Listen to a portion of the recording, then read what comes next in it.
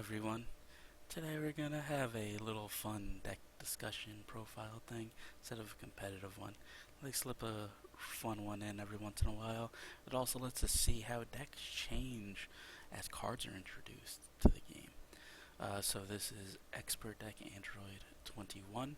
It is the least used of the cycle from that set, mostly because it has nothing to do with cards from set 8. But let's go over the leader and why it's not really used.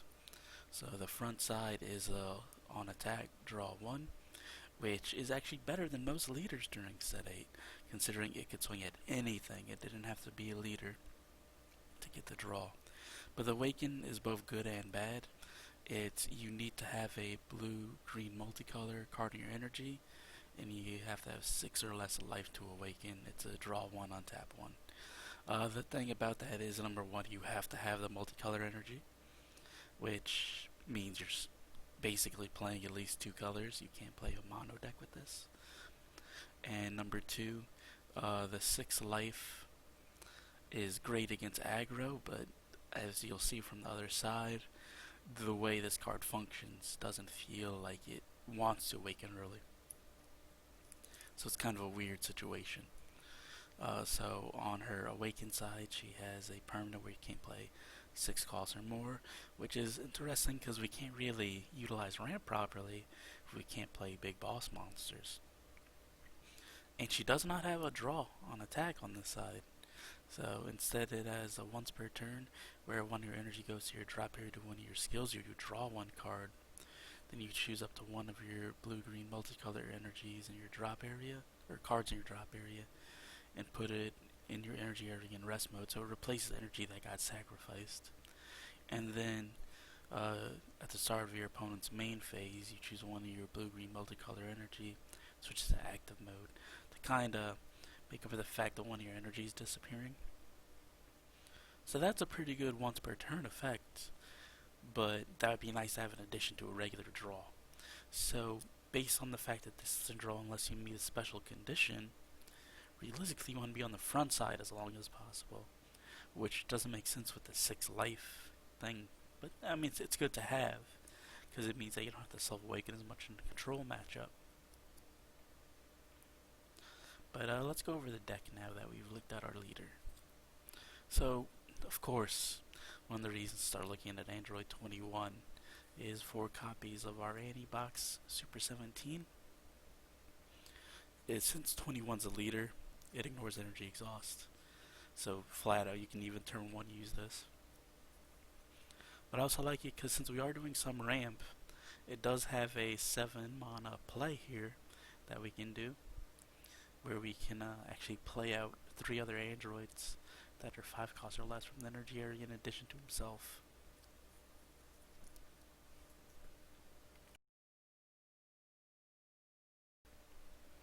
And then next up we have 4 copies of Bad Omen. She can close the game for you at her auto.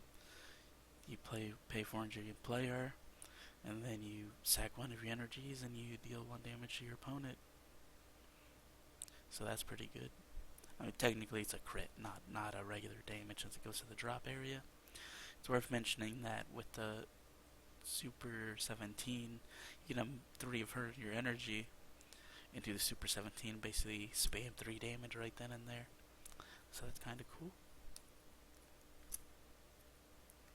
Next we have 4 copies of Android 17, just our check land. It's also worth mentioning it says just Android that's 5 or less. It can get the 17.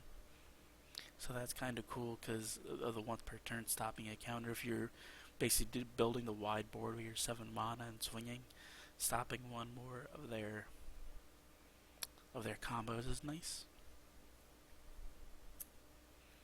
Next we have 4 copies of Android 16. That's ramp, of course. Next we have 4 copies of the Android 18 Super Combo. You honestly don't need 4 of these. Probably only 2, and then pick a blue super combo because it's something I'll go over later.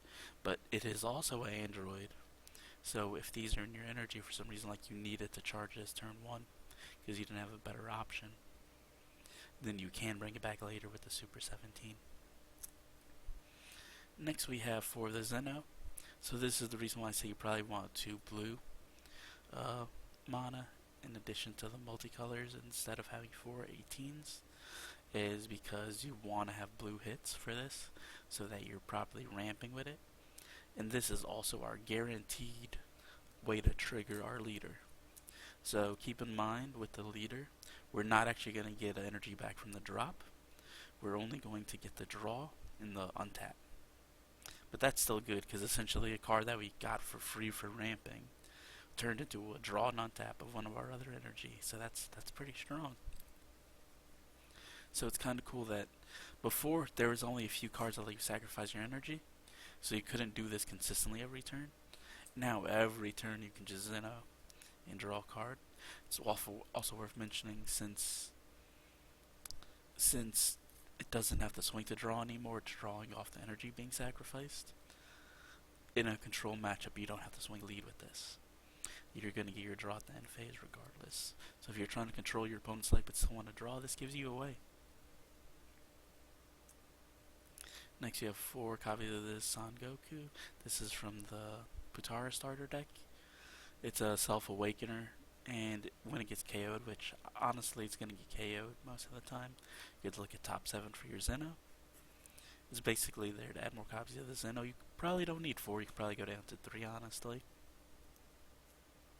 Because if you get the Zeno, it's pretty dead, other than helping you awaken. Of course, even though we're talking about fun decks, 4 copies of a Boonie, you gotta have money cards in these decks, right? That's how this works. Obviously, that's our turn 3-4 line. 4 copies of Restoration. So the thing is, since we can't ramp energy on our turn if we use Zeno, this lets us ramp energy on our opponent's turn, and of course it's just a 1 mana negate. I would say you probably go down to 3. Once again, you need a very specific card in your hand to even do it. So that's the reason why you probably don't need 4. So if you wanted to tweak this deck to make it more competitive, even though it's a fun deck, going down to 3 of these and 3 of the Gokus and adding 2 of maybe like the set 11 Gohan that acts like Topo or something, just or another threat, even if you want to add like 2 Janebas or something, the annibox Janebas. Next we have 4 copies of Dimension Magic, because hey, negates that untap is good. 4 copies of Sensu Beam, because mostly aggro, but also sometimes Zeno might make you play a multi-tapped, so this lets you get it untapped and then start doing your plays for the turn, especially if you hit that 7 mana to do your game-winning attack. So sacrificing Beam can help there, mostly there for the aggro matchup. 3 copies of the Godseal Technique Trunks, just because we needed some sort of counterplay, and playing for free is good, considering we have a plan to do a lot of stuff during our turn between the Obunis and the 21s and the Super 17s, and even this next card. We're not going to have that much mana during our turn to work with. We're going to have like 1 or 2, and those are reserved for negates. We have 3 copies of the Android 18 from Draft Box 5. Just a solid draw 2 when you play. It's a 20k.